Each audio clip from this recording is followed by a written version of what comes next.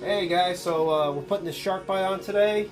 Had a little leaky issue here, so we're gonna go ahead and cut this bad boy off.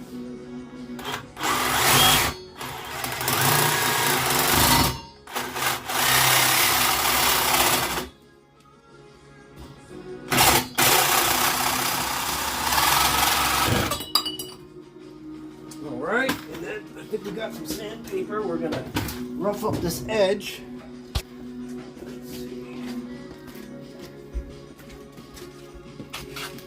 You want to clean your edge off real nice.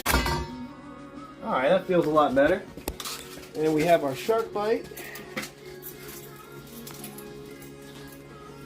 Basically all I gotta do is it's got these little teeth here. And you just basically just go right over top. Look at that. And that sucker is capped off.